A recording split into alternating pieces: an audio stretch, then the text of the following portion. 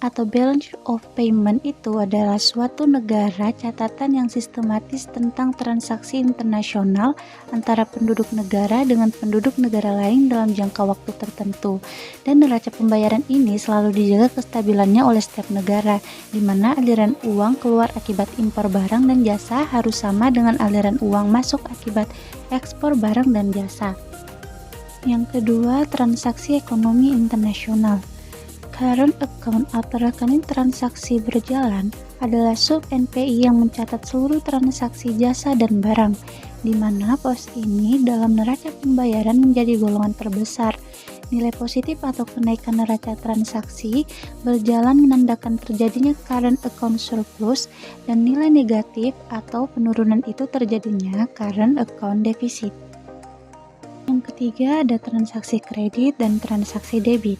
Transaksi kredit adalah semua aluran uang yang masuk ke suatu negara dari luar negeri.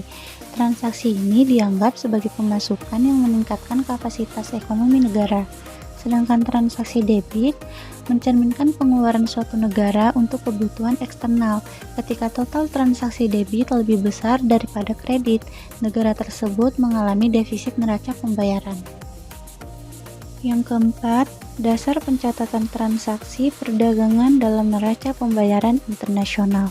Pencatatan transaksi perdagangan dalam neraca pembayaran didasarkan pada prinsip akuntansi neraca ganda yang menyatakan bahwa setiap transaksi memiliki dua sisi yang sama besar tetapi dengan tanda yang berlawanan.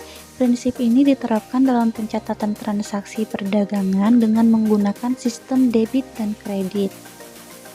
Baik, selanjutnya terkait pos-pos dasar neraca pembayaran. Secara umum, transaksi ekonomi internasional atau pos-pos dasar suatu negara dapat dibedakan sebagai berikut. Yang pertama, transaksi dagang, kedua, transaksi pendapatan modal, ketiga, transaksi unilateral, keempat, transaksi penanaman modal langsung, dan kelima, transaksi utang piutang jangka panjang. Baik, selanjutnya terkait utang piutang luar negeri. Utang dapat datang dalam bentuk uang yang dipinjam dari pemerintah asing, bank swasta, ataupun lembaga keuangan internasional seperti Bank Dunia dan IMF. Nah, dari segi jenisnya, utang luar negeri ini dapat dikategorikan menjadi 3 bagian, diantaranya dana pembangunan resmi, kredit ekspor, dan pinjaman swasta. Nah, yang terakhir yaitu neraca transaksi berjalan. Transaksi berjalan atau sering disebut juga dengan current account ialah transaksi yang berkaitan dengan ekspor dan impor barang atau jasa dari suatu negara ke negara lain selama periode tertentu. Nah, setiap kegiatan ekspor ini akan berdampak pada penambahan devisa dan kegiatan impor yang berdampak pada pengurangan devisa.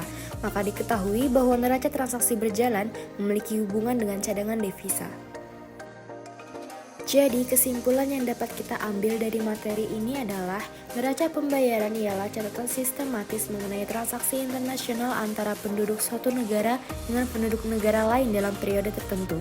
Transaksi dalam neraca pembayaran ini dibagi menjadi 2 kategori utama, yaitu transaksi kredit dan transaksi debit. Nah, adapun pencatatan transaksi perdagangan dalam neraca pembayaran ini didasarkan pada prinsip akuntansi neraca ganda. Dan neraca pembayaran ini juga berfungsi sebagai indikator utama kesehatan ekonomi suatu negara.